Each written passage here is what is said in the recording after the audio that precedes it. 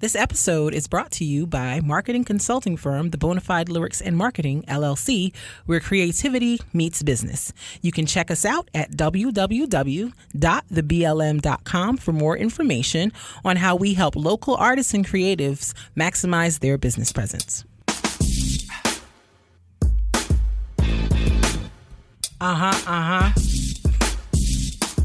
Yeah, boy. Yeah. It's the All Love, No Fear podcast. Hey. It's the All Love, No Fear podcast. Hey. Check us out. It's the All Love, Oh, No Fear podcast. All Love, Oh, No Fear podcast. Hey. Welcome to the All Love No Fear podcast. Hey y'all. with Hey your y'all. host, Miss KB to my left. Hey. And Mr. Metapoetic to my right. Ha. Random sidebar. Is the camera angled properly? Because I know at one point it was just focused on me, so I don't know if people can see you. I moved it around. You moved it. Well, praise the Lord. I just thought about that. I meant to bring it up before we started, but I was like, now we're here. So hopefully the people aren't looking at me for the whole podcast. That would be not helpful to anyone. Okay. Word. Cool. Got it. How you feel? I don't know. I woke up from a nap not too long ago, so I'm a little, I'm still waking up. Like, I'm awake. I feel I'm not sleepy, which is a first. I always do this podcast sleepy. So I'm not sleepy today. So that's positive. Okay. It's positive. Because you woke up from a nap, so that's good. Yeah, for sure. So, yeah, I guess I'm good. How about you? I'm good. Your week was okay? Yes. It was very busy, very active. The people at work keep expecting me to work, which is crazy. It's crazy, right? Yeah. Expecting to work for the job you work for. Yeah. It's very, very crazy. But I survived. Here I am, leisuring on the weekend, as I am entitled to. And so that's what's going on. That's what's happening. Word. How's your week? How did it go? It's going all right. No concerns, no issues. Our daughter is weird. Hey, you leave my baby alone. She's doing weird things. Well, we're weird, so I mean, what chance does she really have in life? That Lego gun with the pirate is top tier weird. Leave my child alone, okay? She's just imaginative and expressing herself and utilizing the tools at her disposal. Speaking of which, we got to make a whole book for her. Yeah, we should get some supplies. Hello, podcast fan. Yes. So, if you are sitting in your room and your 3-year-old girl walks in with just panties on, and we have these Lego blocks that are formed into a gun in her panties, hanging out like it's a holster, with a pirate hat on, and she walks into you saying, "Hey, what's going on?" with a gait in her walk. What would you say? So, listen, my baby, a bad girl. She a bad girl. She said, I have my gun and I'm ready for hit the street, you know? Hey. I'm like, what's happening? I'm ready for any bad man to come see me. What is she learning at the school? I don't know what she learned down at the school, but like, what is happening? As far as I'm concerned, it's innovation. That's what I think is going on. My baby innovated. My baby said, I don't have a holster, but you know what I do have? I have underwear, and they're elastic. And if I stick this in here, they will hold. So you gotta, first of all, science. The science. It's science for me. Okay, she said, I think I'm going to try this. It's going to hold. And it did. And she said, well, I obviously need to seem like, she was trying to be a cowboy. She said, I was trying to be an authoritarian. I don't have a cowboy hat. What I do have is a pirate hat. So I'm going to make the best of the situation and just carry myself as if this is a cowboy hat. That might explain the gait. So yeah, maybe she was trying to be a cowboy. That's right. Maybe that's where she was going with it. Okay, it's fine. It was rather hilarious. Yes. I'm not sure where she came from with that. I don't know. I'm gonna have to monitor these shows she's watching because none of the shows have these characters to my knowledge. So I was quite confused what's going on. I was confused as well. I did not have clarity on what she was doing, but yeah, that's what she did. Word. I mean, I guess when you're 3, these are the things you do. Of course, it was captured for future embarrassment down the road. So all's well that ends well. Word. All right. Don't you be judging my baby. Yes. Okay? Don't do that. I will judge her. Don't do that. It's rude. It's so sad. Me and my homegirls. She'll be fine. Hey, you don't know that. She will be. You don't know. Yeah. They don't know. Bum, bum, bum, ba-dum, ba-dum. Sorry. Just having a moment. My bad, y'all. My bad, y'all. All right. Anything else? No, that's all I got, honey. That's all I got. Okay. So let's get right into everything else. Like the love it or lose it. Hey, love it or lose it. Hey, love it or lose it. Hey, love it or lose it. Hey, hey, hey, hey, hey, hey, hey, hey, hey, hey, hey. You know what I would love, but it seems I have lost in the last two podcasts? Headphones. It's cool. It's over now. I don't want you to go get them, but I'm just saying. I thought about it while we were singing the song. I was like, you know what would be nice? Headphones. Yeah. You know what I don't have? Headphones. So I love them and I lost them. Haha. See what I did there? See what I did there? So, love it or lose it.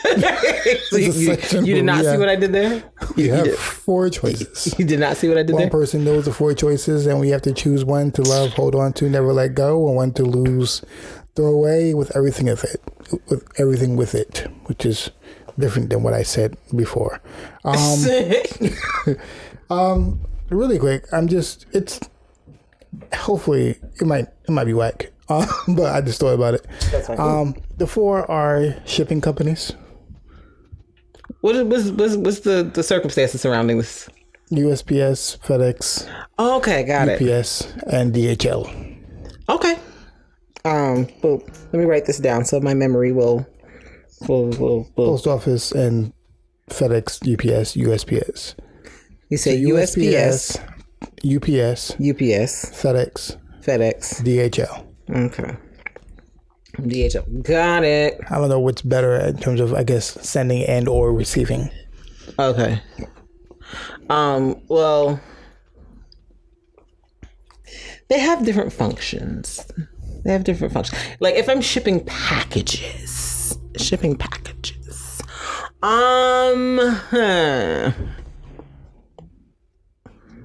What would I get rid of? I don't know. I'm thinking about this. If we're talking specifically about shipping packages, I would probably lose the United States Postal Service. For packages specifically. Yeah. Like for regular mail of like letters and things, it's fine. Whatever. But the United States Postal Service, when it comes to packages, I feel like they don't care. They're like, you'll get it when you get it. Like, have you ever tried to track a package on the United States Postal Service?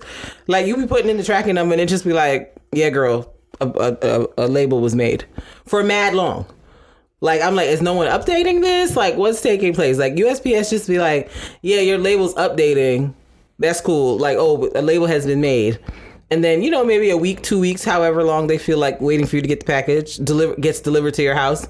But there's no information in between the actual delivery to your home and when the label is made. Like they are just, it's very lax with USPS and shipping.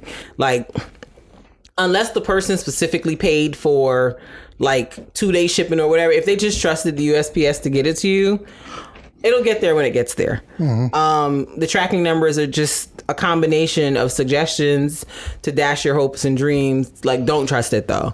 Your package may not arrive when you get there. It may, like, who knows? Like, it's always very guessing game with USPS. Whenever somebody sends me something through the Postal Service, I just be like, Lord, let's see how long it takes.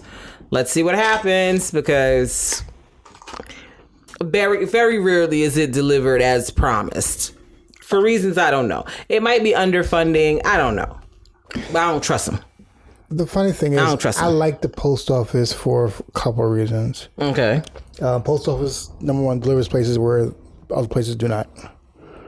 Like where? A lot of places. like not where we are, but there's a lot of locations in America where only post office delivers to. Fair point. That's number one. Number two, they have something called every door direct mail. Okay. So every door direct mail. So if you have a business and you want to send a postcard out, you just specify the area and it just sends it to everybody in the address. Useful. So it has little services that are just beneficial, I think, in a post office, for businesses if people know how to use it and use it correctly.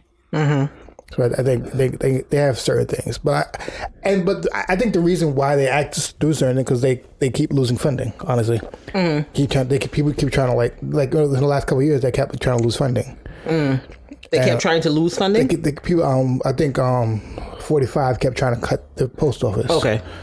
And like probably had a lot to do with mail-in votes and everything.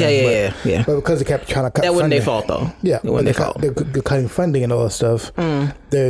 It's getting worse and worse for them. Yeah. But like you need the post office. Yes, the post office is an essential. I'm like for regular, like I said, for regular mailing things, I'm cool. It's the packages where it gets a little dicey for me. Yeah. For me, losing might be DHL. Okay. Mostly because probably it's the least likely thing I use. I feel like it's mostly meant for the international shipping more than that. Like I understand the international shipping portion because I think it's sometimes cheaper that way than everything else, but it's just the least one I use. So it's really just personal. I just don't use it that much. I think it used to be more you could send packages before, but I think at one point they stopped being like in competition with FedEx and everything, and they started being like, all right, we ship by boat. We ship by boat now. That's what we do. Yes. Like they was like, all right, we don't do this anymore. So at one point they just stopped trying to be in competition and change how they did things. Yeah, so I think it's just lack of use.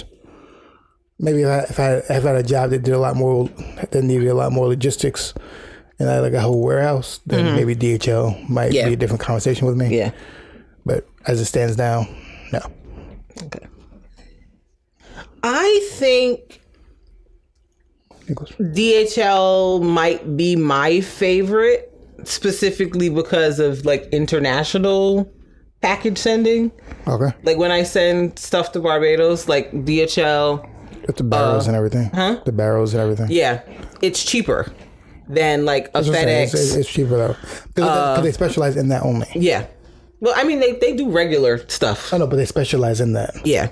So, yeah, it costs less money for me when I want to ship. Like when I don't want to ship a barrel, but I just want to ship like a box of clothes or stuff to my family in Barbados. Like DHL can do it for much more decent rates than say a FedEx. Because they got boats. Yeah. Because I remember FedEx when I was trying to ship something to Barbados, a box of stuff, and it was like 300 something. I said 300. Yeah. And then I went to DHL and they was like, oh, we'll ship it for like $155. I was like, say less, DHL. You got my money. So they're like, say less. We'll put it on our boat and we'll go. Let's go. Yes. I'm like, okay. So they for that reason, like it'll take 2 weeks. Yeah. But it'll get there. Yeah. Like for like a domestic shipping situation, like if I'm just shipping something to somebody in the United States, like I'd go UPS. Which is UPS is my love it. Yeah. I'd go UPS if it's something international. I mean, domestic, because I just feel like they're quick. I've never had an issue with UPS with a package, and they're very good about updating their tracking and stuff like that. So if it's something like domestic, UPS is my love it, but international, DHL all day long. You do a lot more international. I don't ship international. Yes. But UPS is my love it. I think they're the betrayal. Because plot twist, Mark used to work for FedEx when I met him, so. Which means I know why I choose UPS. I can't. They do not care about your packages, FedEx. But like the benefit of FedEx is like if your package gets damaged, they charge the FedEx to if you have insurance in there. They'll charge the company to get it fixed. So you always want to, if there's any issues or anything with the box, you always want to do that. So like that's the benefit is like their insurance. I think is the best thing about FedEx. But like they treat all their packages the same. There is no difference. And UPS is a difference in like how they treat packages. They're like, oh, we got to treat these packages differently. These are fragile. These are different. FedEx is like, I don't care how you package yours. We treat you all the same. I don't care what it says on your box. We treat it the same. Pretty much. The fragile sticker is really just for the customer. It's really just to make the customer feel better. About it. That's fine. They will not treat your package differently. You need to just pack your package well. That's why I like most of our if you go to a FedEx office, like they go really hard on like trying to sell the pack and ship. Because they're like, if someone comes in with a pack, because they know that if someone ships it from their location and it gets broken, they get charged for it. So they're like, hey, don't you want to pack this better? If you don't pack this better, we can't send it. Like I remember I used to work there at FedEx office, and there was like, if someone comes in, you shake the package and it sounds like it's fragile and it's not packed well. Like, hey, we need to repack this and charge you for it, or we can't do it because so like they just pack it extra strongly. Your fragile sticker means nothing. Your fragile sticker means That's crazy. Nothing.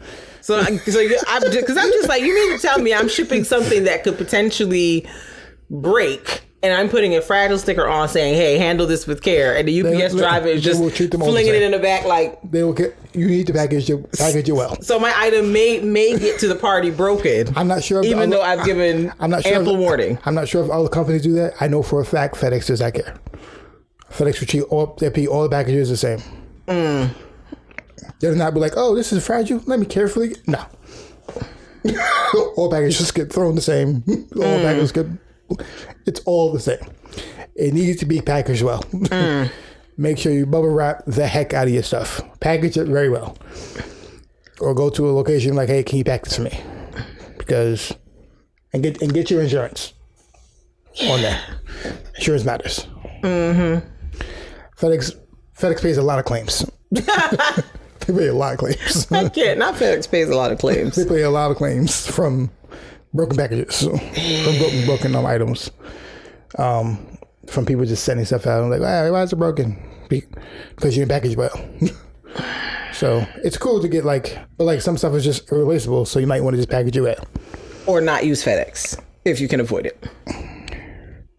Well, I can't say that they don't do that everywhere else. You just say where you was at. FedEx does not care. It's not giving what it's supposed to give.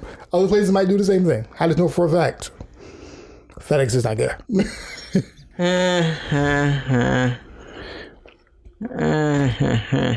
DHL might be different because they're on a boat, so you can DHL is the only one I feel like you can do you can send animals. Oh, okay. You can say animals. Yeah, you can say animals to DHL. I think certain things like freight. FedEx has a freight, which is the ships. So FedEx freight might be able to do animals.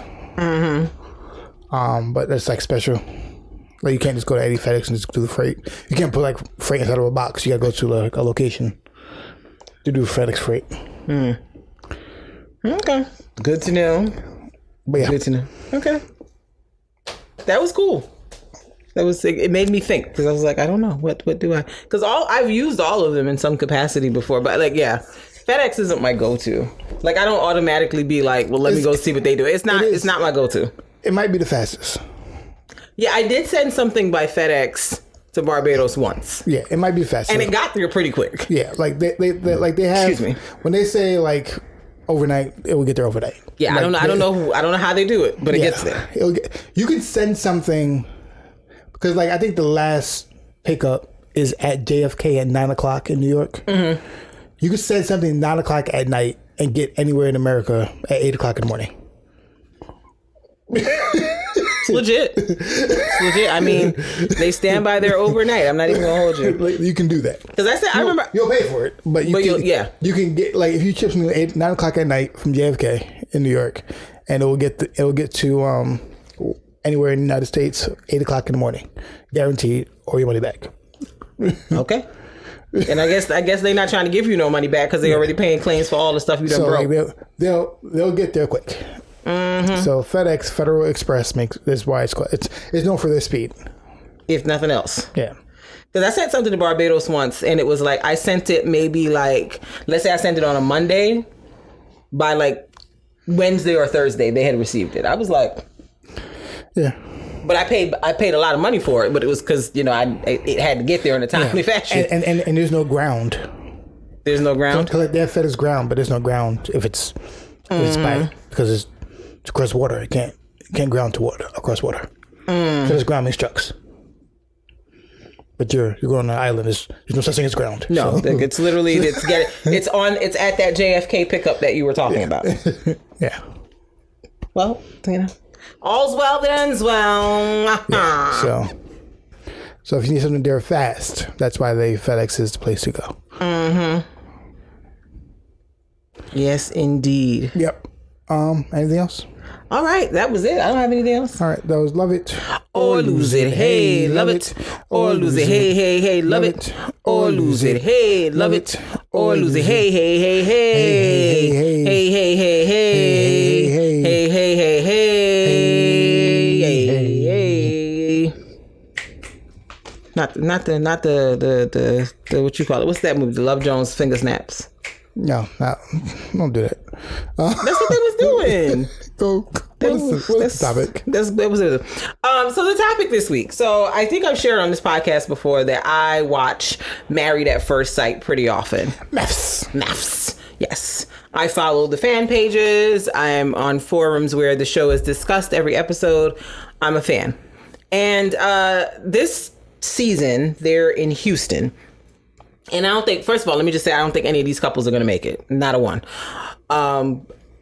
Compared to 2 seasons ago when they were in New Orleans, where I was like, oh my God, like I had positive feelings about most of the couples.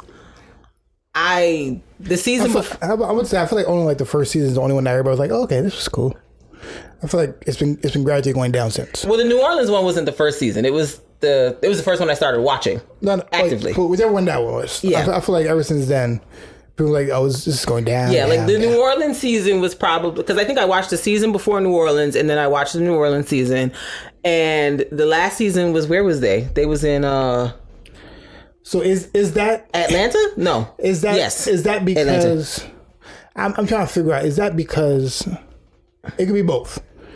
But I'm like, is it because the people who are choosing are becoming more lax? Yes. For good TV? Yes, I believe that's or part of it. Is it because now that's just around the hairs in the seasons when people have started watching the previous seasons, the people who are going on there, and they're like kind of lying on their, like, they're lying, they know how to finagle their video probably to make it. You know what I'm saying? I think both things are true. It could be both, but like both things are true. It could also be just like now that people know about it. It's like The Bachelor, right?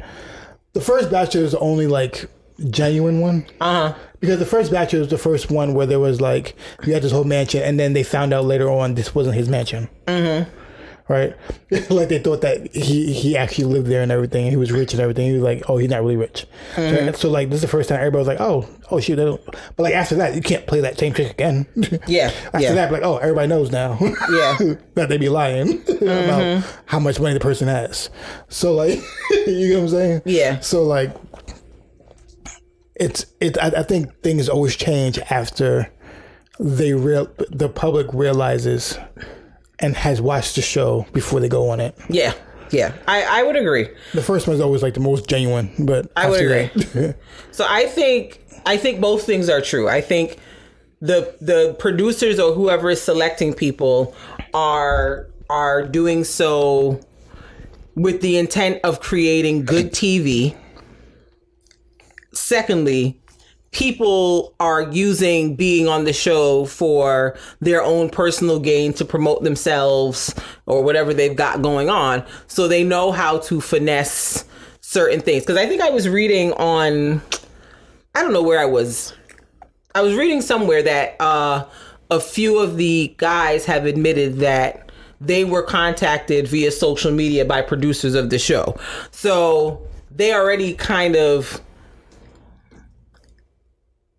I feel like are given tips or whatever about how to present for the videos so that whoever does the final choosing, whether it's the producers or it's the counselors or whoever that are on the show, they can get picked, basically. So they're going for a social media presence. Yeah. Because they have a strong social media presence. Yeah. Because I'm like, I don't know who these people are, but I guess somebody be knowing who got the hot social medias in the cities, and they find them and reach out to them to be on the show.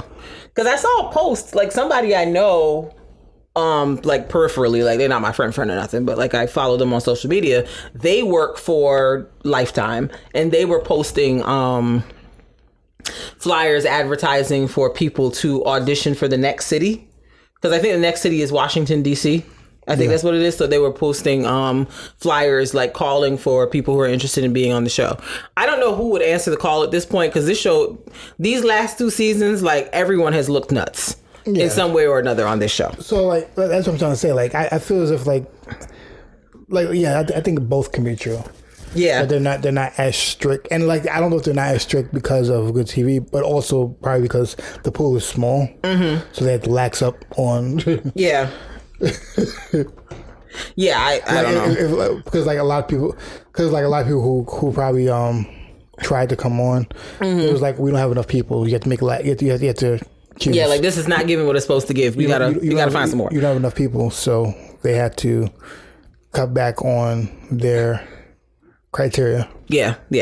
Something's happening because the quality has been like last season was almost painful to watch.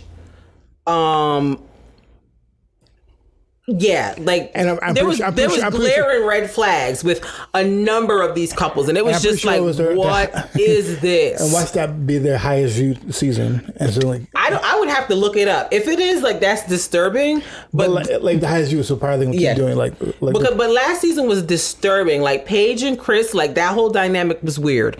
Eric and Virginia, that whole dynamic was like they like mad at those couples. I was like, so they need to break up. Honestly, don't nobody need to stay together.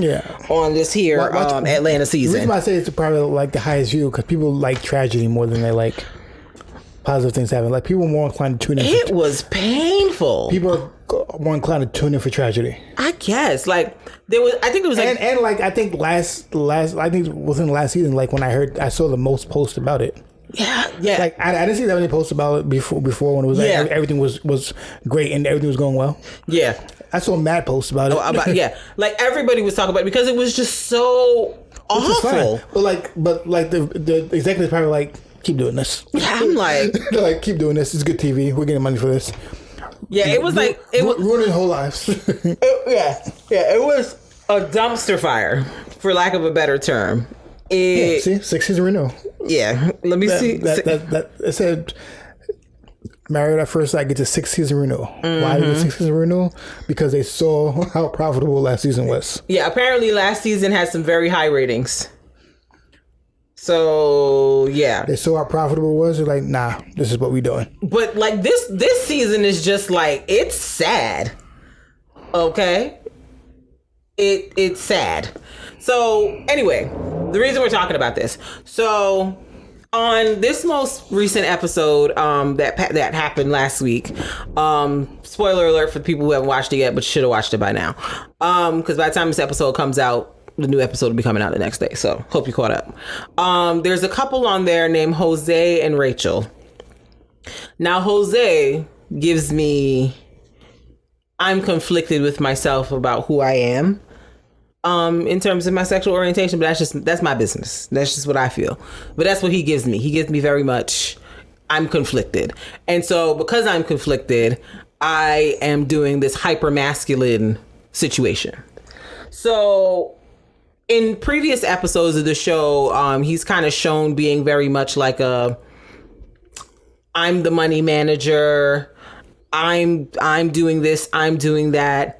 My wife needs to like kind of follow my lead and listen to me. And, you know, I think we should spend money. We should only spend money on these kinds of things. We shouldn't spend money on these kinds of things. And I just think that that's stupid. Like he came across very much like, I'm the man, I'm in charge, I'm in control. You just need to let me take care of you. And Rachel was kind of like, well, I work and I do for myself. Like I'm not necessarily comfortable with somebody just kind of taking over and being in charge of everything in my life. Like I've worked hard to, you know, get myself where I am, and I don't feel like I should just give that up because I'm married to somebody. And, you know, I feel like we can talk about it, but it doesn't have to be like a hard and fast, you're the man, you're in charge, and that's it. And so that's been a conversation they've been having. So this past episode, the couples were all hanging out, kikiing, talking or whatever. And one of the other husbands in the group, his name is Johnny. And so they're talking, having conversation and laughing or whatever. And she says she accidentally calls her husband, Jose, Johnny. He then turns it into a whole thing of, she called me by another man's name. That's disrespectful, blah, blah, blah, blah, blah. And the way he was making it seem, he made it seem like when he first like said it, he made it seem like she called him one of her ex's names, or she called him somebody else's name while they were having intimate moments. It wasn't until he went to the guys to tell the guys what happened that, what was it? Ryan, I think it is. Ryan was like, she said it like when we were all sitting at the table, like she said Johnny, because he didn't want to say he didn't say the name. Jose didn't say the name when he first started talking about it. All he kept saying, she called me another man's name. He called me another man's name. Ryan was the one that was like, bro, she called you Johnny. And like, it was in the heat of a conversation that we were having with everyone there. It wasn't something private. It wasn't something intimate, whatever the case is. But Jose lost his mind, cussed the girl out, told her F you, get the F out, blah, blah, blah, blah, blah. And it was a very explosive conversation. And you can see that Rachel was kind of scared because like she had never seen this side of him before. And there was a producer that was also sitting in the room while they were having this conversation. So I guess after they finished talking or whatever, she gets up to walk the producer out of the apartment or whatever. And he locks her out of the apartment for the night.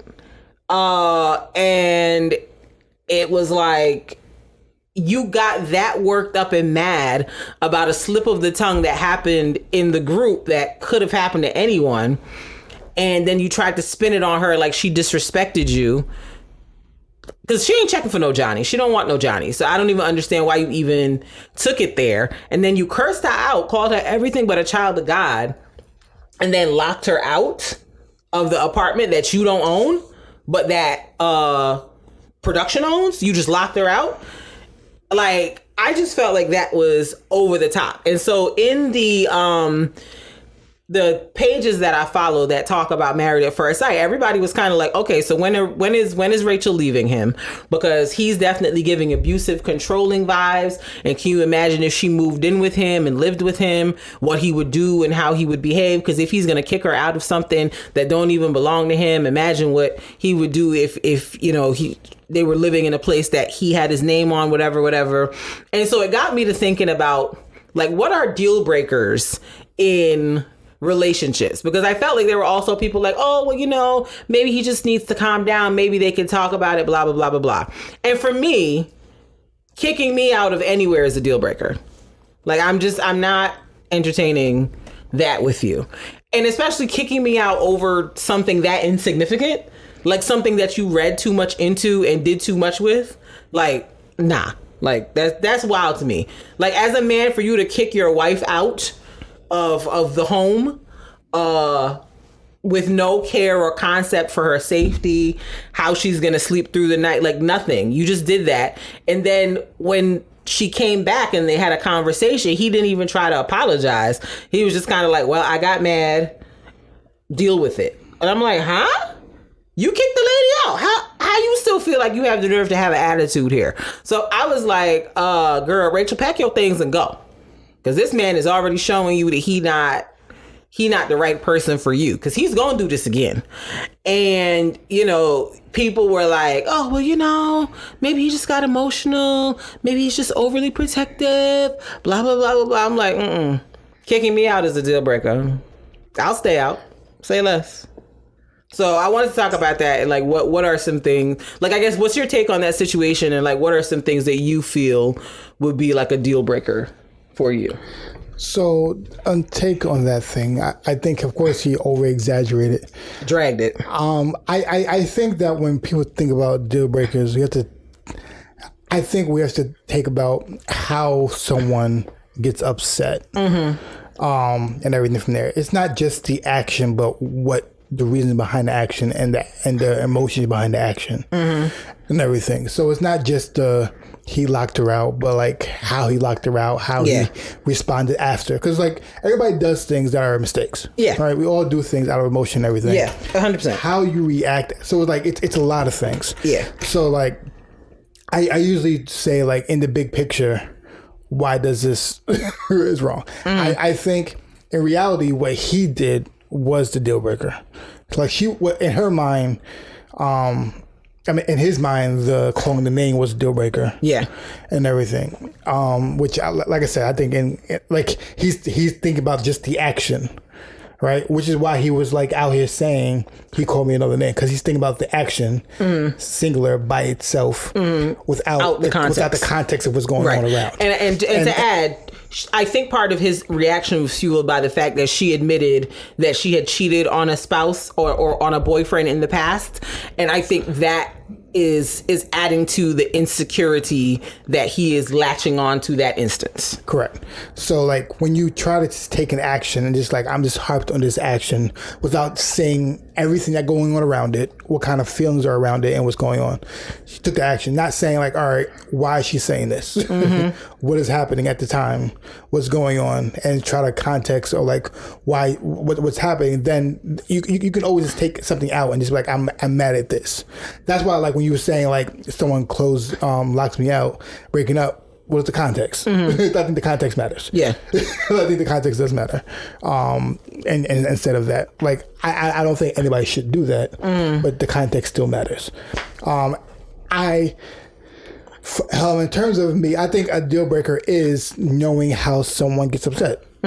I think more people should be mindful of how someone gets upset and what their actions are. If his upsetness is to do that there's a lot in there. There's manipulation in there. There's abuse in there. There's controlling. There's a lot of things in how someone gets upset and everything. And like don't just take it as the heightened words. What is he saying? What are his actions doing? These are all important factors to keep mind of. You can't just be like, oh, he was upset because he was screaming. What you're saying matters. And like when people don't do that, that's why like when people feel as if like, if I'm upset, I can say what I want because I'm upset. No, you can't. You can't just say whatever you want just because you're upset. Yeah.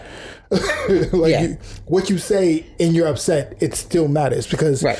So now every time you're upset, you're gonna say things that are hurtful. That's not a healthy way. You can't do that either. Yeah, because the way he was cursing at her, and like I think he called her the B word. Like it just was really out of line. You can't be like, I'm upset, so I'm just gonna say these things now.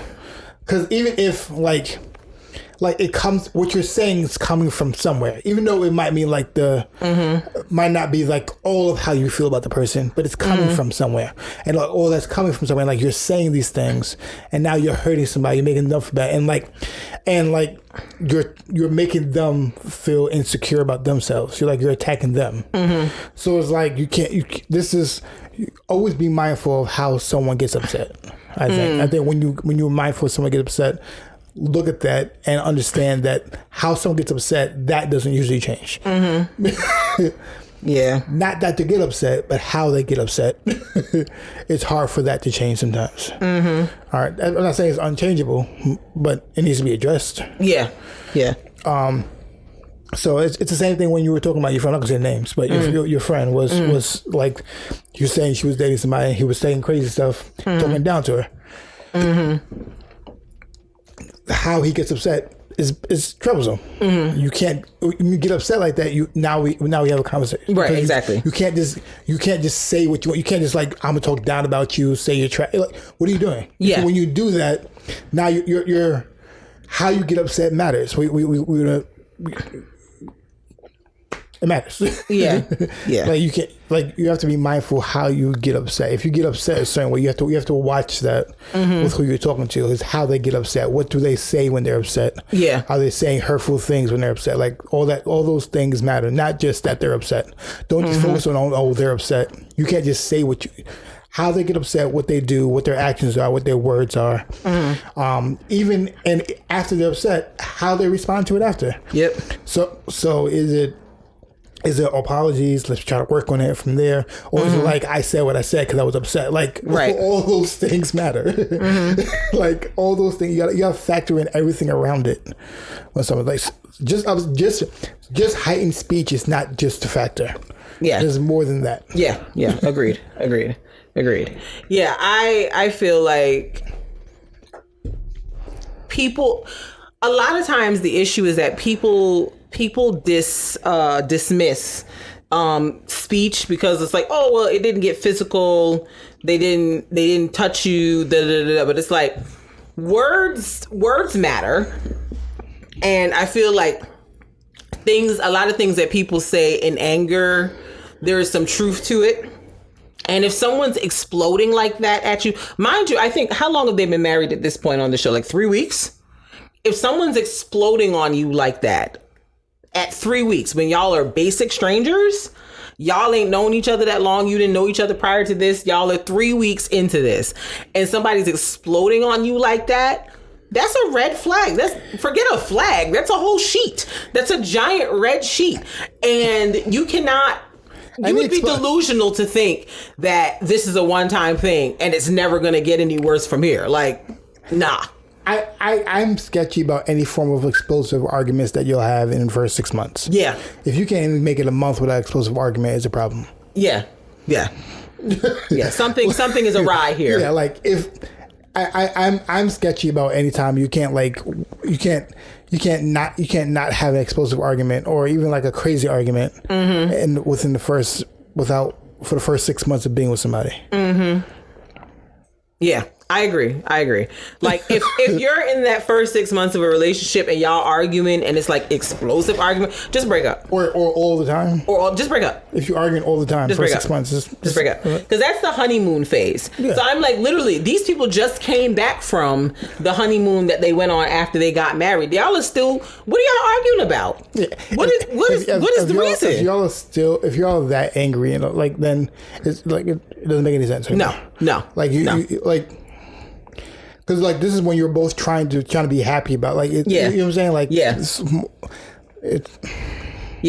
I mean you don't address things. Yeah, I'm not saying act like everything is great and it's not right, but there is a way to address things where it does not come across the way that situation came across. Disrespectful. Yeah, like that situation came across. Like I don't think in any of the seasons I've watched of Married at First Sight did it ever get that.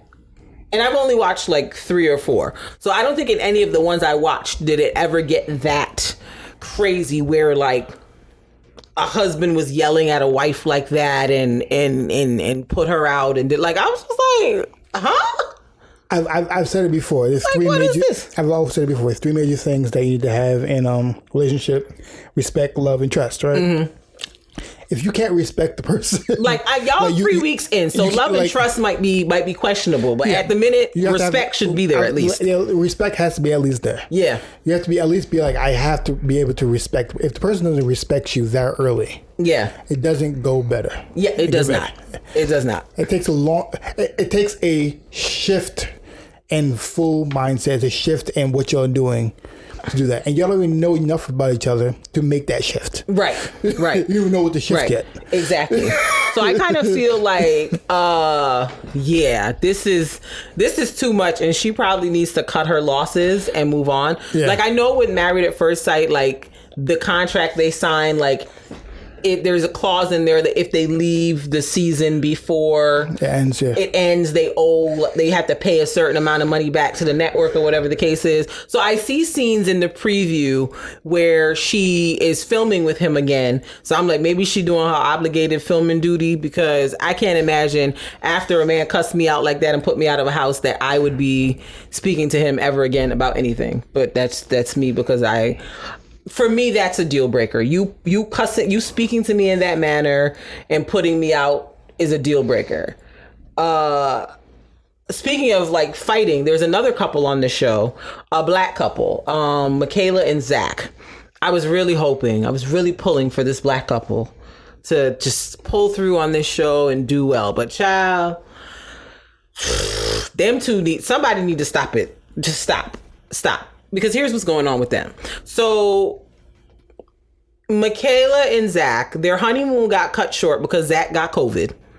And I guess they filmed this like, what month is this now? September. So they filmed this earlier this year, like in January or February, I believe they filmed this. And he got COVID, and they were like, okay, we're going to have him quarantine like in the hotel by himself, and you can stay in a separate room or go home, if I remember correctly. She chose to go home back to Texas, which didn't make any sense to me because I was like, you've been exposed to somebody who had COVID. Why you want to play with people going anywhere? But whatever. She went back to Texas.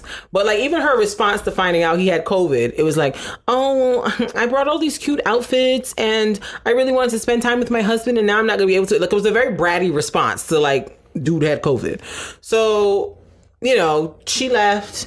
Went back to Houston. He came back after everybody came back from the honeymoons or whatever. And he went to the house to surprise the shared apartment they're supposed to be in, to surprise her with some flowers. And it seemed like everything was going great. I guess the next day the next day he was like, yeah, I'm going to go to drop the dog off at the vet or whatever. And I guess she had told him, under no circumstances, wake me up from my sleeping. Just do what you got to do. I'll catch up with you. So he dipped, took the dog to the dog groomer or wherever, the vet, and she woke up. He wasn't there. That turned into an explosive argument. What is the reasoning? She felt like he snuck out and wasn't upfront with her and told her what was going on. So she felt like he was like sneaking off and doing something. His response was like, but you told me don't wake you up. But I told you that I was going to go from before you even went to sleep. Like I told you my plan was to take the dog wherever and I would be back. And I think he said when she woke up, she texted him and said, hey, where are you? And he responded and said he was at the vet or the dog groomer or wherever he was. So then when he came back and they got into the explosive argument, he was just kind of like, but like, you told me don't wake you up from your sleep. 1, 2, when you texted me and said where I was at, I responded and told you. So what's this argument about? So they had an explosive argument. Then they had another argument a few days later about something else. So they're doing a lot of arguing. And so he's behaving very much like, I don't want to say a battered man, but like he's nervous around her. He's like, oh my God, like they had to do like a housewarming. Like, I guess the couples, when they like come back from the honeymoon and move into the apartment that they're supposed to share, each couple throws a housewarming where they invite over their friends and their family to like just kind of socialize and, talk whatever, content for the show. And I guess when they did their housewarming, he came in and the way he hugged her, it was almost like, hey, like he was mad nervous to be around her. And then afterwards, we find out as the viewers that she had like either called him or texted him and was like, I'm canceling the housewarming because I don't feel like I can trust you, blah, blah, blah, blah, blah, blah, blah. And then I guess she must have called him back a couple hours later and was like, okay, let's do this for the housewarming. Da, da, da. So it's just like she's giving like bursts of anger and then like nice behavior. And so he's just kind of like, I don't know what to do here. Like, and it's like, she wants to move forward. That's not gonna happen. But he can't get past like the fact that she's done that. And it's not like she did it once. She's done it multiple times. So he's just kind of like, this is too much for me. Like it's too early for all of this like outburst. Like he's about to be out of that. He is out of it. No, he's done. He's not doing anything with that. And the funny thing is, when you was telling the story, it's similar to your other coworker. We had a story when like you said that she said something cool, talk crazy to the guy, and the guy was like, "All right, we're done." Yeah, it's like, and he was done. Like it was done. He was like, no. Zach is done. Zach is absolutely done. Yeah, and it's kind of like if he's trying to do, he's like, I'm not trying to be, because this is an interesting thing, and this is what like I know I do this. If I'm with somebody, and like they're going off on certain things. In my mind, I'm like, I'm doing this for the rest of my life. Nope, I will not be. I will not be. Yeah, like it just automatically like, all right. So now from that moment on, it's like, all right, it's a countdown to let's see how long this lasts for. And like you're like he's already in his mind giving down like, let's see what happens, and let's see if there's any changes she does. Mm-hmm. Because like I'm not doing this. Right. I'm not going to have this conversation. Mm-hmm. I'm not going like it. Like I'm not going to be uncomfortable. Right. For the rest of my life. Right. That sounds insane to me. Because I don't think they've stayed together one night in that apartment that they've been there, because she's freaked out on him so many times that he's just like, I don't want to be nowhere alone with this lady. Yeah. So like it's like. It feels uncomfortable. Like it's just like, no, I'm not going to do that. No. And like what the problems that happen sometimes, many times, is like that would happen with a guy and a woman, and then something will happen, and like now she's pregnant. He's like, oh, now I gotta be with this girl. Now I'm connected to this woman. Like that's what happens a lot of times too. And like now they're just staying connected to that person. Yeah. And like they're like, nah, nope. Yeah. And that's basically where he's at. He's like you can see the look on his face. Like he is like petrified of her. Yeah. Like he's like, it's kind of like when she's being sweet, but when she's like explosive, it's scary. Because they showed a clip of her like in an upcoming preview where she's literally looking like she's trying to fight one of the producers or the camera people, and there's someone literally holding her back, like literally arms around her, like holding her, and she's like, get out. I'm like, girl, what is going on? And so basically the backstory with her is her father died like at the hands of a drunk driver a couple years ago. And like that's really affected her negatively. And like, but like it also seems like she has some kind of mental health issues, because the family in the wedding episode, like the families usually write like a little something about the other person, and they said they called her Hurricane K and talked about how exactly you just made the eyes. So it's like they are used to these like crazy outbursts and things, but they're. Why would the producers pick that person? I don't know. What is that? I don't know. Because she comes across when she's being like normal, like a very sweet. They don't like interview with families. Like what, I don't know what's happening. I don't know. So it's like apparently these outbursts have been a thing she's been doing for some time. And the father's death did not made it worse. What's interesting, though, is that on the forums, people are saying to Zach, oh, he's not fighting for his marriage. He's giving up. He's not trying to understand where she's coming from. He's not trying to. Because there's a lot of women who are like that. And it's just like, but how do y'all not see the comparison? Y'all telling Rachel to leave Jose because he cussed her out and kicked her out the house, but you telling him that he should stay with somebody who's emotionally volatile? I was about to say, it's the same thing. And it's like, I feel like a lot of people don't see it because it's the woman being the one that's perpetuating the toxic behavior. And I'm like, no, it's the same thing, and he should leave her because she's wilding. He recognized, oh, this is how you're acting. You're upset. I don't like it. And it's the same thing. Yeah, like how you act when you're upset. It's a deal breaker for me. Yeah. For there might be men for who that's not an issue, but for him, that's a deal breaker. How you act when you're upset matters. Like he's not interested. Like when you say the story, I'm like, oh, it's the same thing. Like watching how she acts. You and Zach are very similar. Like, oh, I'm not with all this. I'm not. This is a lot. I'm not doing it. I'm not going to do all this with you. No. This is too much. You know somebody. How do they act when they're upset? You don't cause them to get upset. Right. I hate when people do that because people I need to find out how they got upset. Something just make them upset. And so people are saying that that's what Zach is doing. People are saying that Zach is testing her to see what she's doing. And I'm just like, how is he testing her when he got COVID, she acted like a spoiled brat? He didn't purposely contract COVID for her to act like a spoiled brat. So I'm like, how is he testing her if she's continuing to show these types of behaviors at every turn? I'm like, y'all testing just her for what? I don't know. How? He already sees that she blows up all the time. What is the point of testing her?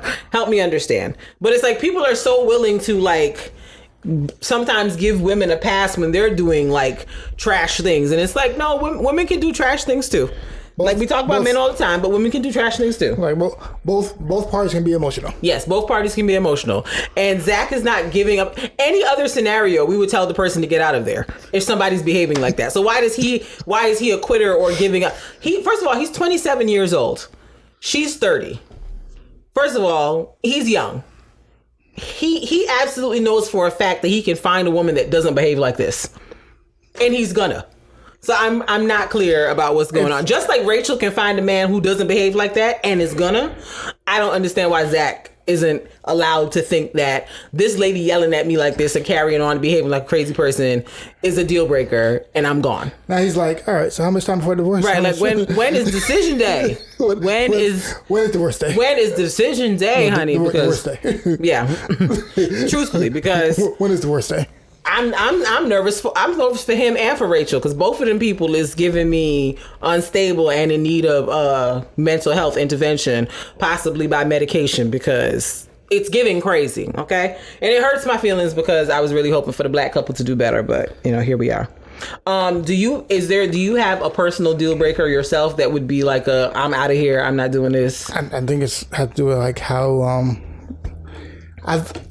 I think everything is there's no like action. Mm-hmm. It's really just how it responds to situations. Mm-hmm. It's like I think we spoke about this. Mm-hmm. I was like, it's not cheating the action; it's everything surrounding it. Yeah, everything surrounding it, the response to it. How like it's not just it by itself. Yeah, yeah. I think, and I think that's how it is with everything to do with that too. I think it's just. I don't think there's a specific action that's a deal breaker. I think how the person responds to it, and if I feel as if with the response, with what goes on, if I feel like there's not love or there's no respect for me, or you know what I'm saying, like if it's losing my trust in you, like those are the things that like if it's affecting that, then it's more inclined to be a deal breaker, right? But like it's. How do I feel after? Yeah. How do I feel after it occurs? Do I, like, you know what I'm saying? Like, do I feel like you still love, trust, or respect me? Do I not feel that way? Right. So I don't know if there's a specific action. Mm-hmm. I think it just depends on, like, outside of like shooting me or something. I think that's that action I can say this someone to rye. That's fine. You're like, I think we should wrap this up because you've assaulted me. I don't really matter the acts around this one. Right, like you shot me. She shot me. But unless it was like a legit accident where it was like, I was cleaning a gun or something and correct. It accidentally went off. But if you were like this smart bang, I was like, oh, okay. So yeah, well, apparently we can't do this anymore. Right, that seems fair. It's okay we get divorced. Is that okay? That seems fair. I don't want to shoot me again, but is it okay?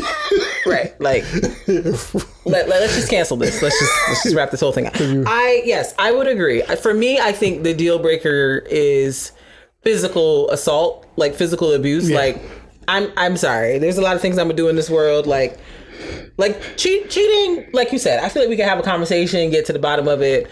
Except if the person's pregnant, then I'm gone for sure. But I'm just saying that part I've said publicly. But like. Any type of physical abuse, like there's nothing to talk about. Because if you've gotten to the point where you like can hit me, like a serious line has been crossed. And like, I know for myself, I could never not live in fear that it wouldn't happen again. Like, I feel like I would spend every moment, like, even if you promise I'll never do it again, I wouldn't believe you. Yeah. So like, I couldn't live comfortably. So like that, or like locking me out of the house or something like that. Like, I'm like, that's something that's very hard to forgive, in my opinion. I'll say one thing before I move on. Mm-hmm. In terms of abuse, physical abuse, understand that like, I know for men, I don't know for women because I'm not a woman. Mm-hmm. But many times when guys, they are abusive, it never starts off with abuse, with physical abuse. Mm-hmm. It never starts off with like, I'm going to be abusive. Yeah. Just like it doesn't start off with, I'm going to cheat. It never starts off that way. You have to be mindful and watch how if they're verbally abusive, because it starts off with an escalation. It starts off with like, this is acceptable and you accept this, then you accept this, then you might accept like a push. Yeah. You know what I'm saying? Like, it's gradual. It's gradual. It builds. I'll throw a pillow at you. Like it's a gradual thing, and then it gets to hit. So it's like you got to be mindful of also like, oh, I'm nipping this now. Yeah. Like don't like it's always a gradual thing. Right. It comes from like controlling like how they talk to you when you like it's like that's what I said. How someone gets upset matters. Yeah. Like it gets to that point. I'm not saying it's the woman's responsibility. I'm just saying I want you to stay safe. Pay attention to the signs. Be vigilant. It is still the men's fault in all cases. So if you don't respond or not, it's still the men's fault. Yeah. I'm just saying to keep yourself safe, you have to be mindful at all stages. Yeah. Because if you know, if it like you know what we were talking about at the beginning, if somebody like cusses you out, like calls you everything but a child of God, and like wants to put you out of somewhere over something very minor like that, or in general, you have to assume that this is not where the buck stops with their anger train. Yes. Like it's definitely going further than this. And as time goes on and they feel more comfortable, they're going to start pushing the envelope even more to see how far you'll go and what you'll be willing to take. And then next thing you know... And it's not conscious. Yeah. It's kind of like, well, I want this person to do what I asked them to do. Yeah. Which is a controlling mindset that people don't understand that you shouldn't have. Yes. They're an adult. Yes. But like, and people, when the people's mindset is like, well, I want this person to do what I asked them to do. Mm-hmm. And I'm going to, like, I have to, and I see that when I raise my voice and when I say these certain things get done, I'm going to continually do this. Exactly. So yeah, that's that on that. We definitely would love to hear y'all's takes on, relationship deal breakers, about Married at First Sight if you watch it. Like, just anything we've talked about in this conversation. We would definitely love to hear your takes on it. We're going to move on now to our Artist Spotlight. And of course, I don't have the girl's bio up because my life is in shambles, like it always is. So the artist name that I'm going to look up, that I'm going to talk about today, her name is Cleo Sol. I actually not discovered. I don't like saying discovered. It's giving very much Christopher Columbus. Because the lady was obviously doing music before I stumbled upon it. No, you were the first one. Huh? You were the first one to stop it. Cleo Sol is a young lady I found... or I came upon her music on Tidal. I don't know what I was listening to, but it popped up. Like I was listening to like a Janelle Monáe album, and then when the album went off, like Tidal will just like funnel you to music that like... Is she a whisper singer also? Shut up. That is like similar or in the same genre or whatever to what you were just listening to. So she's not a whisper singer? I don't think she's a whisper singer. Okay. So she her music popped up and I was like, who is this? She sounded like somebody else to me at first, and then when I looked at the name I was like, oh, that's not who I think it is. So I looked her up and she's British, which was a surprise to me. Her parents were both musicians. They were in a jazz band. She is half Serbian and Spanish, like Spaniard. And her dad is black. He's Jamaican. So she's triracial. Because I don't think Serbians and Spaniards are the same type of... It's not the same continent. Yeah, it's not the same kind of white. It is the same continent. It's Europe, just different sides. You said Serbia and what? Spain. I need to hear something else. Yeah, Serbia and Spain. Yes. So her parents were... is it Serbia and... Serbia is Eastern Europe. Spain is Western Europe. I count Serbia as Asia. Okay, you might be right. I mean, yeah. So yeah, she was born in London, and she, attended the famous Notting Hill Carnival, which is where all the islanders be at. And I guess her daddy Jamaican, so he took her over there. And she's been doing music for at least the last 10 years. She decided to get into singing when she was 16. And she's been, putting music out all over the place in England. And, she's put out some mixtapes and some albums and stuff like that. And I like her vibe. I like her music a lot. So get into Cleo Sol. And the song is called Rose in the Dark. It's a cute little vibe. I like it. She's giving vocals. She's giving some things. So here it is. Cleo Sol, Rose in the Dark.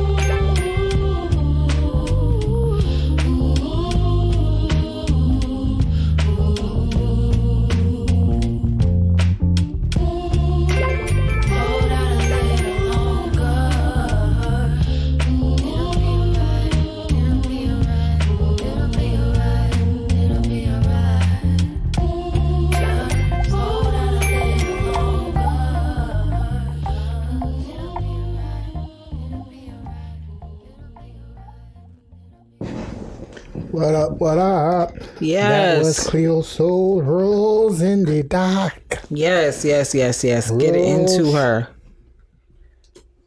Rose in the Dark. Yes. Get into it. Okay. All right. So let's get into this week in random. This week in random. So first thing up on the docket, R&B gospel singer, television star actress Kelly Price is apparently missing. And the story is getting weirder and weirder. And by the time this podcast comes out, I'm sure there will be more details to the story. But long story short, Kelly Price last posted on Instagram on July 29th, stating that she had been diagnosed with COVID and she was taking some time to, get herself together physically and recover and do whatever she could do to, get herself better. Nothing has been posted on Kelly Price's Instagram since then. And T.S. Madison, who has used to do the Queen's Supreme Court with Kaya, and is a prominent transgender activist and personality, posted on social media a few weeks ago, like, y'all, where Kelly Price at? Like, just very randomly out of nowhere. Like, it was like, and when she said it, I was like, where is Kelly Price at? Because I follow Kelly Price. I think we talked about Kelly Price on this podcast like a few episodes back about the whole situation about her being booked for a show and not being paid.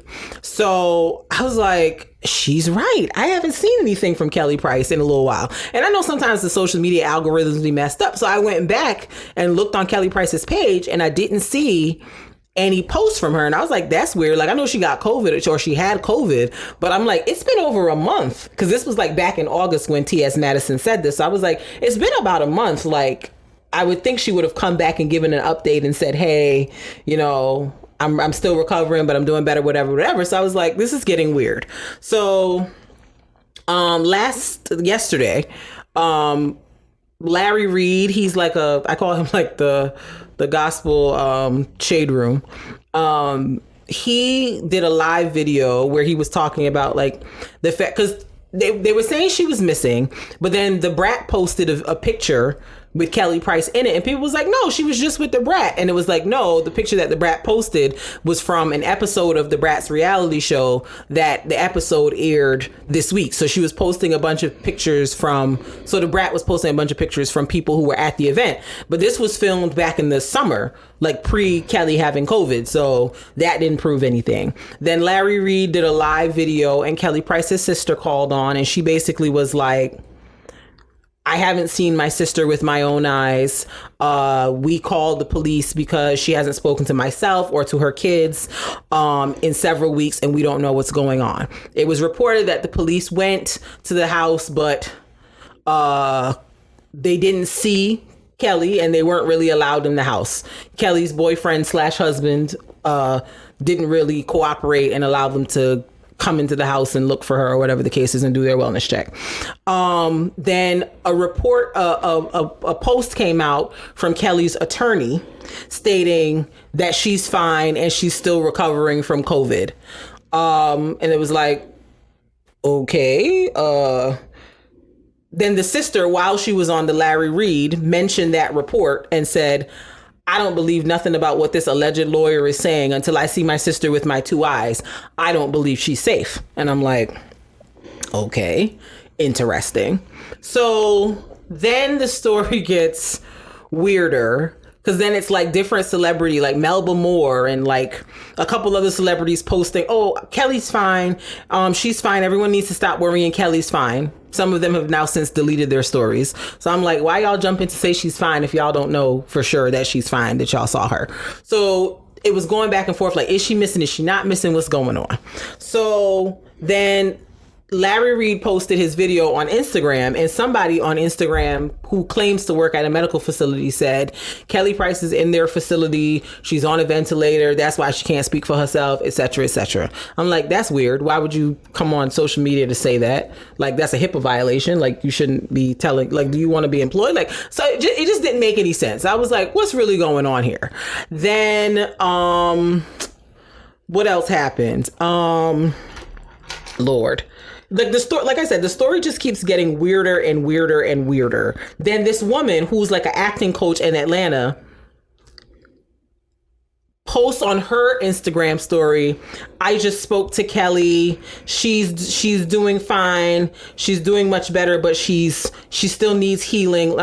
She said, just spoke to Miss at Kelly Price. She's recovering with her supportive partner. She sounds strong. I hope this fabrication can stop and she is able to heal.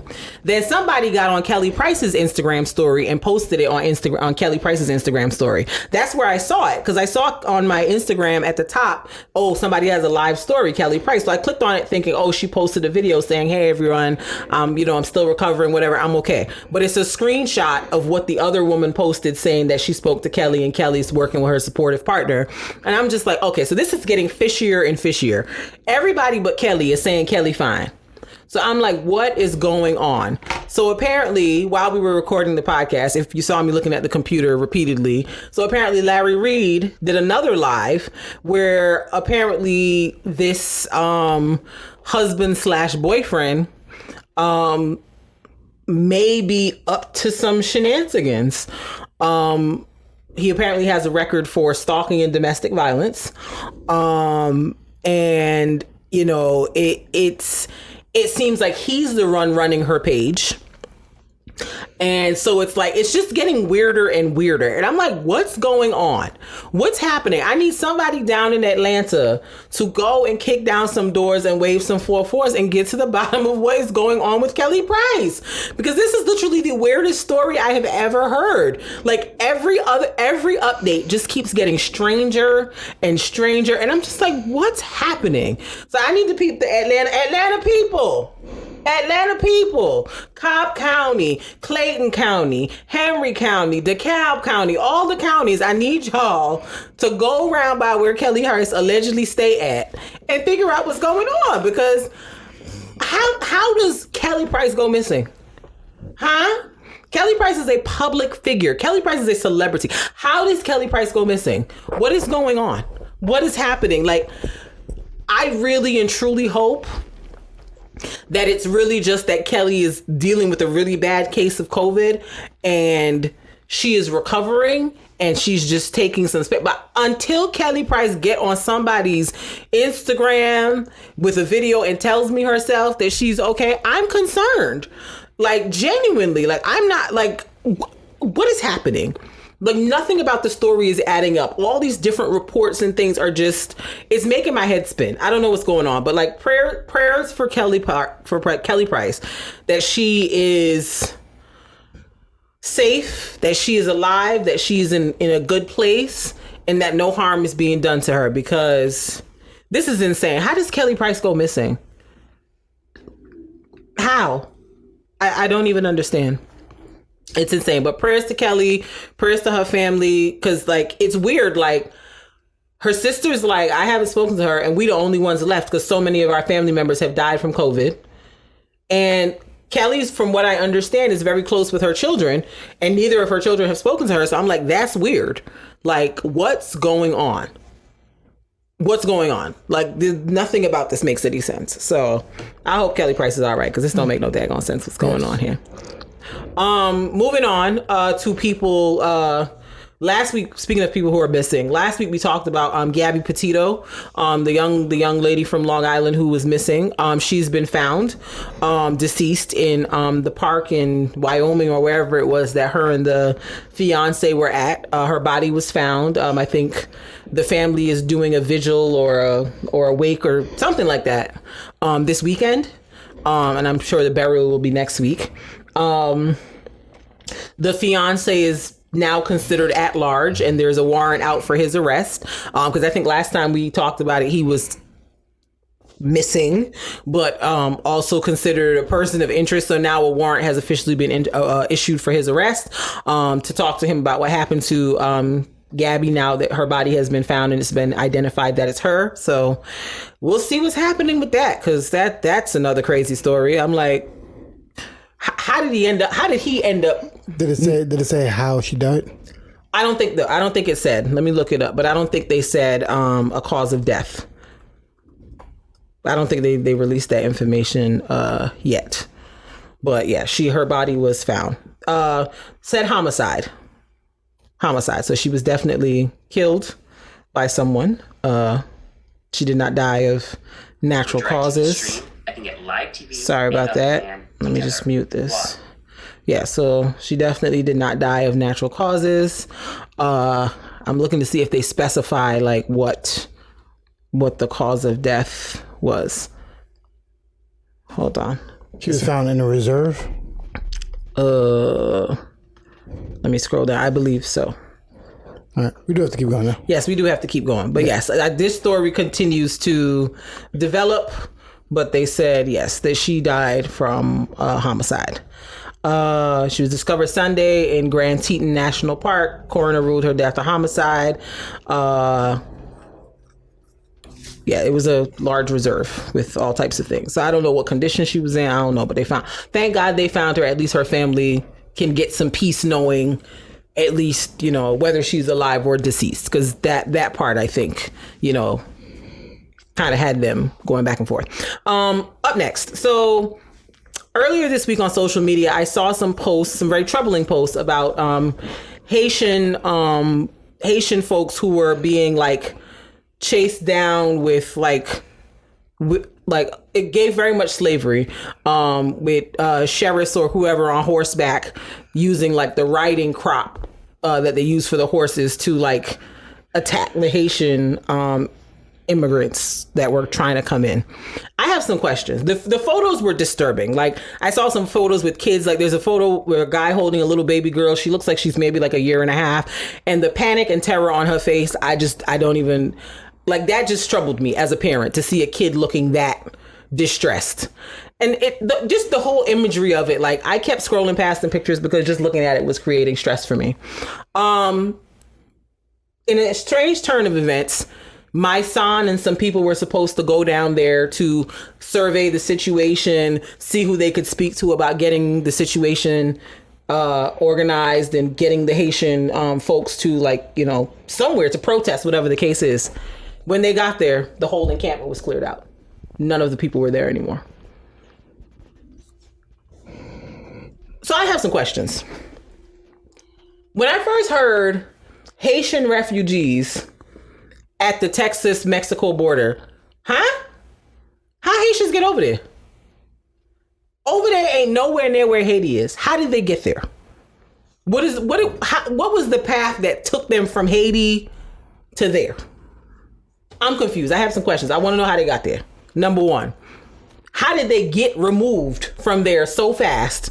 In that by the time my son, in addition to other activists, got down there to get their eyes on the ground, see what they could do, the encampment was cleared out. What's going on?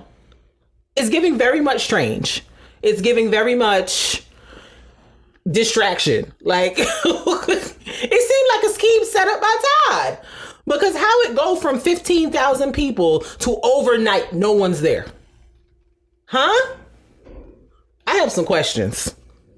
I have questions. I don't know what else to say. I don't know I just have questions. Because the whole situation, nothing about it is adding up or making any sense to me whatsoever. Nothing about it. And I feel like even the response from the White House was very much like, yeah, girl. Like, there was no sense of urgency, panic. We got to figure out what's good. Like, it just, what is it? I need to know what's going on because nothing about it makes any sense. I got more questions than answers. I don't understand. If somebody has clarification on what's going on and can explain it better for me, please do so because I don't get it. I don't know what's going on, but it's giving me very much suspicious. Very much suspicious. Joe Biden bothering the heck out of me. Huh? Joe Biden bothering the heck out of me lately. Yeah, I'm like Mr. Sir. Joe Biden's been bothering me like crazy. I'm like, what is happening? I don't know what he's doing, but I hope those people are safe. I hope they are unharmed. I hope that they're getting all the services and the assistance they need because there's nothing. Like Haiti just had an earthquake and their president just got assassinated. I'm sure it's like full out crazy town in Haiti. It's not a stable place right now. So I'm like, I hope I think I heard that they were like planes that were flying people back to Haiti. I'm like, to do what? To do what? Like, what's going on here? What's going on? Yeah, I don't know what's happening. Like, also, I was listening to propaganda, and I was like, I'll be honest. This year is the year to kind of be like, all right, Democrats, you wildin'. Yeah. If we don't listen to us, we're not voting for you. The year is now to do that. Yes, absolutely. Like, y'all always try to do it during presidential year, and that's why like it looks crazy. Do it now. Yeah, yeah. Do it now. We're like, hey, like this is when we kind of should be like, because like, I'll be honest. Joe Biden says he's doing a lot of stuff for police reform, and also like they had a whole platform for black people. Mm-hmm. They have done none of those things. Mm-hmm. They said they will have police reform by spring. Mm-hmm. It is. They have not done anything. Mm-hmm. They have done not one thing in police reform. Yep.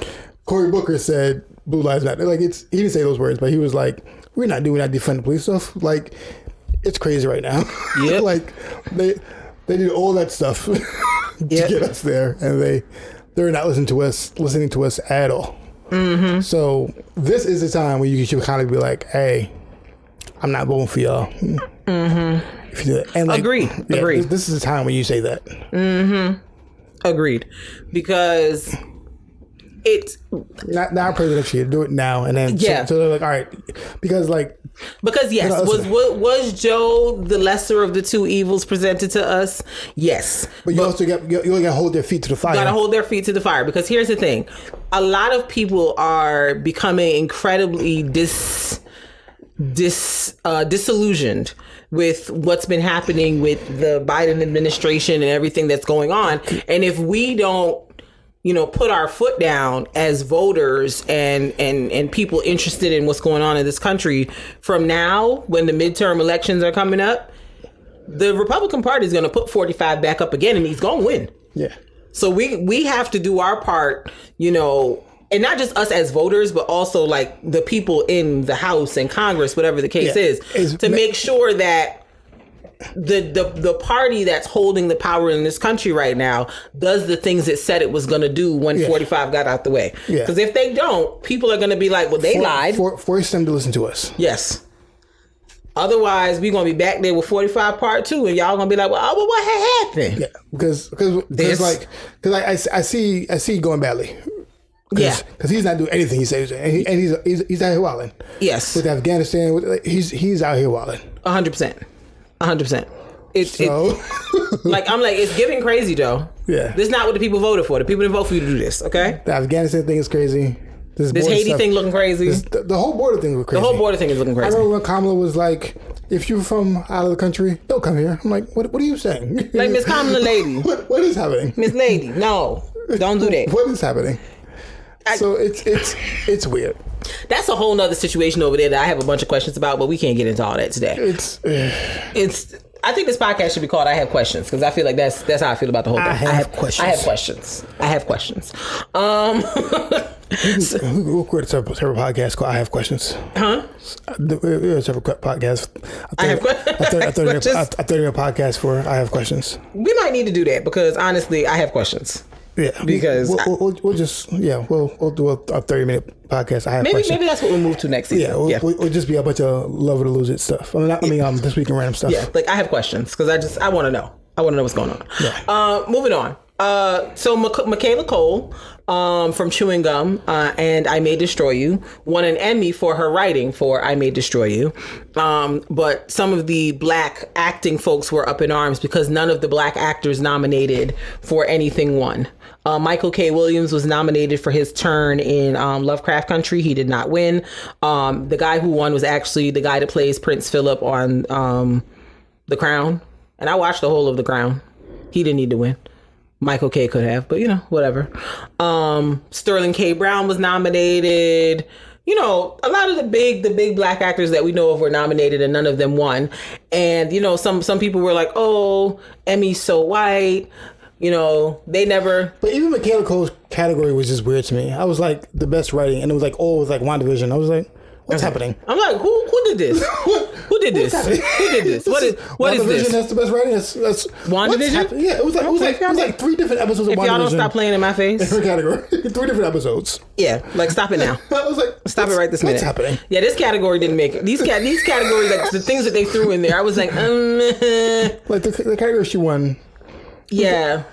Like look at that category. Like the people, all the other people who I was like, it was 3 different episodes of WandaVision. I was like, and it was 1 episode of hers. So I was like, you could have used 1 more episodes of hers. Yeah, because if we're gonna do this, her thing was actually her show was amazing. Like I watched it like religiously every week. Let me see if I can find hers. Her category. Her category. What was it? It was writing. All right, let me click here and let me see if I can find the full. Yeah, writing for a limited. Writers for a limited series or limited anthology or series. Yeah. I think like it's for the outstanding writing for a comedy series, outstanding directing for a comedy series. Okay, so I gotta scroll. Okay, so it was I May Destroy You. Look, come on. I May Destroy You. An episode of Mayor of Easttown, I should say. The Queen's Gambit. Queen's Gambit was cool. And then 3 episodes of WandaVision. I was like, who at Disney is like carrying on over here? 3 episodes? I said, girl, there's other better written things than that. Stop playing with me. So you're saying it's all of I May Destroy You. All of Mayor of Easttown, all of the Queen's Gambit, and then 1 episode of WandaVision. Stop playing in my face. What's happening right now? Who Disney over there paying for these? What is happening? Yo, I'm looking at the rest of the categories. They had Elizabeth Olsen nominated for Outstanding Actress in a Limited Series or Movie for WandaVision. Then they had Vision nominated for Outstanding Lead Actor. Vision gave blank the whole time. What acting, my guy? What is happening? Come from by me. Stop it. Stop it now. And they nominated Lin-Manuel and Leslie Odom. Hamilton couldn't get nothing? Y'all play too much in people's face. Play too much. I don't have time. I don't have any time. The fact that the guy from The Crown run over Billy Porter, Jonathan Majors, it don't make no sense. From Bridgerton, This Is Us. I'm like, Pose. girl, I watched all these shows. All the black shows. And he didn't give what it was supposed to give. I ain't even gonna hold none of y'all. All the black shows. Foolishness. Do you hear me? Foolishness. So yeah, that was what happened. But congrats to Michaela Coel. She looked great. She gave a great speech. Love it. My favorite part of Michaela Coel winning was Cynthia Erivo's response. Cynthia Erivo was so excited. You would have thought Cynthia Erivo was. She was like, oh, yes. She was so excited. I love to see friends supporting friends. It's a beautiful thing. So moving on. So we talked about Nicki Minaj last week and how she was over here talking about a man with swollen balls in Trinidad and people had to run around and find the man that they never found because the story's not true. But the woman who accused Nicki Minaj's husband of rape, which he did serve 4 years in jail for, did an interview on The Real daytime show with Adrienne Bailon and Lonnie Love and Jeannie Mai and what's the other lady name? Garcelle Beauvais, where she talked about what she's been going through. And what has caused her to, do this interview. So essentially what's been going on is that Nicki's husband is in trouble for not registering as a sex offender. So basically what was supposed to happen when he, I guess, moved to New York or moved to California, wherever they at, he was supposed to register as a sex offender. He did not, which is a violation of his release terms from jail because he was sent to jail for a sexual related charge. What they were trying to do, Nicki and the guy and her husband and their team allegedly were trying to get her to do was to recant her story so that his charges could be dropped, record expunged, and he would not have to register as a sex offender. I feel like it's just easier to register as a sex offender. Like you're going through a lot to not have to do it. Well, I understand why you don't want to register because like that affects you for then maybe you shouldn't have raped someone. But that's correct. But whatever. So they've been harassing her, threatening her. They tried to offer her money, this, that, and third, and the fourth, and she's just like, I just want to be left alone. I just want these people to leave me alone. So of course she did the interview. You could see that she's very like scared still. Like this rape happened in 1994. And I guess she thought, you know what, I was 16 at the time. I'm a grown woman now. I've moved on with my life. But it's like, it's this thing that keeps coming back to haunt me. And like, I feel like I can never escape it. I feel like I'm living in fear. But like, you know, I'm tired of doing this. Like, I have to speak out. I have to say something because these people have been harassing me for a long time now. So, you know, she did the interview and I'm just like, oh, Nicki, you going out sad. For as talented as you are, the fact that this is how you going out is crazy. But more importantly, just the fact that the woman is in this place. Like, this thing happened to her years ago. I'm sure she still carries the trauma of that. And then to be re-traumatized again because he don't want to register as a sex offender, that's just super messed up. That coupled with the fact that people are saying, oh, she's doing it for clout, or I heard people say she did the interview because the government is trying to take Nicki down because she spoke against COVID. I'm like, if the government wanted to take Nicki down, the IRS could just go to her. I don't understand why it would have to be all of this. Like, I think the IRS, there's simpler ways to take Nicki down. But it's just troubling to me how people refuse to believe that their faves are capable of awful things. Y'all be going for the wrong conspiracies. Seriously. Y'all be going for the wrong ones. Like, there be conspiracies, but y'all be going for the wrong ones. Like, y'all just be taking it to the next level. And it'd be like, what? Do y'all hear how y'all sound? That's why I literally cannot put any stock in conspiracy theories, because people will make anything conspiracy theory, regardless of any sort of logic or fact that may be involved in the situation. I'm like, no. The government's not trying to take Nicki down because she said something about COVID. There's enough conspiracies for you to go to. There's enough of them. Just go to those. You don't have to make up these conspiracy theories for it to work. Yeah, I just hope that them people leave that lady alone and she can go on and live her life, because it shouldn't be that 20 years later she's still dealing with this because somebody don't want to register as a sex offender. And the crazy thing is, he didn't even go to jail for rape. He went to jail for attempted rape. He raped that girl, but he took a plea deal to get attempted rape so he could get less jail time. Just register, sir. Just register. You did this.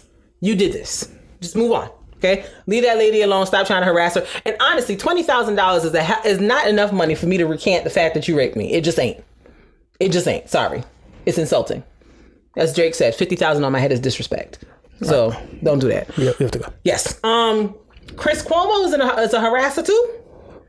So as y'all know, we talked about this a little while back. Andrew Cuomo, former Governor Andrew Cuomo, resigned from his post because multiple people say he was out here sexually harassing. He tried to say, oh, it's my culture. No, Italians aren't sexual harassers, sir. So don't do that. Don't besmirchify the good name of Italy like that. Also, apparently, Chris Cuomo, his brother, who's on CNN, who was also his brother's primary supporter and advisor during his whole situation, is apparently also a harasser. So back in the day, he worked in somebody's newsroom and he sexually harassed his boss. Well, after she stopped being his boss, like they were out somewhere at a bar, at a function, and he walked up on her and grabbed her butt and was like, I've been wanting to do this a long time. I'm glad you're not my boss anymore. He did it while her husband was there. And he was like, oh, snap, my bad, bro. I didn't really realize that. So then he followed it up with an email. People are stupid. Why would you put something like that in writing, you idiot? So he followed up in an email apologizing, but more so apologizing to the husband than to her. And, that was, whatever. And so he's moved on. But I guess now that he's been out talking about, I have serious issues with sexual harassment and sexual assault. And I think that those things, are things we need to be concerned about, and this, and this. And the lady was like, you wasn't concerned when you was out here grabbing my butt in front of my husband, and you only apologized because my husband saw. So I'm like, oh, Lord, Chris Cuomo. Oh, Lord, Chris Cuomo. You was the last hope for the Cuomos, but now y'all both looking like y'all going down as sexual assaulters. And it's weird for me. I don't think those are equal at all. What? Him and his brother. But I understand what you're saying. It's not equal. I'm not saying it's equal. But because you have been... component against it. Yes, speaking out against it and, counseling your brother. Now you have somebody who says that... Now you have somebody who says you did it. It kind of throws... It throws a wrench in what you're saying. It throws a wrench in the narrative that you're trying to...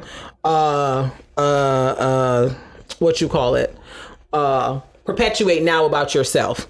So we'll see how this goes. I don't think he's come out and addressed it yet. MSNBC ain't said nothing about it. I don't know if CNN has said anything about it. So we'll see. But I'm like, it's y'all going out sad. Y'all looking crazy out in these streets. I'm like, you got a whole wife, sir. That you yes. So he apparently sexually harassed this woman in 2005. You married your wife in 2001. Some uncomfortable conversations happening at that house. That's not my business. Also, and final thing, and people going crazy. So the R. Kelly trial has come to a close.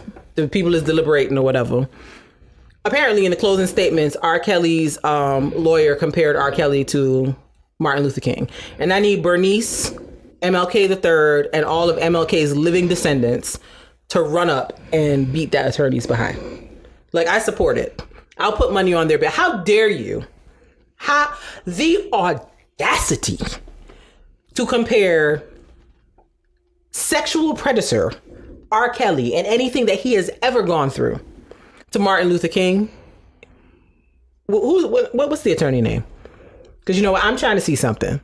I just want to ask some questions because the audacity. Y'all gonna stop throwing Martin Luther King name in this foolishness now. They throw him in everything. Throw him in everything. And what you're not going to do is throw him in this R. Kelly nonsense. This is what you're not going to do. That absolutely not. You're out of line. People throw his name in literally everything. In literally everything. And I feel like Martin Luther King is just like, y'all just leave me out of whatever it is that y'all is doing over here? Because no, baby. Devereaux Canick, that's his name. We're going to have to see where Mr. Devereaux Canick stay at because it's the audacity for me to say that. Okay, we have to go. Yes. Moving on. New music. So D Smoke, winner of whatever that show was on Netflix, the rapper show. I can't remember what it's called right now. My memory's bad. He released War and Wonders. Anthony Hamilton released Love is the New Black. I'm not gonna hold you. I listened to a few records. It's a little weird. I'm not. But listen to it. Get your own takes. Yeah. Just let me know how y'all feel. I want it to be good. Yeah. Jonathan McReynolds and Molly Music released Johnny by Molly live in LA, and we're actually going to go see them next week. I'm so excited. So they released that live album. And then Joyner Lucas and J. Cole, they have a single together called Your Heart. Great. Lucky Day, I'm a stan. He released the song called Over, and Giveon, who I also enjoy and who's also been a featured artist here. For tonight, he released that. So yeah, there's some music out there coming out. The people is coming strong for the fall. So get into it, y'all. So that's it. Do you have anything else? All right, y'all. Until next time, we bid you adieu.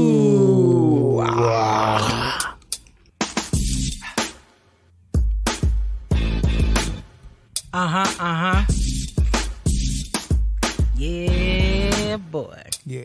It's the All Love, No Fear podcast. Hey. It's the All Love, No Fear podcast. Hey. Check us out. It's the All Love, oh, no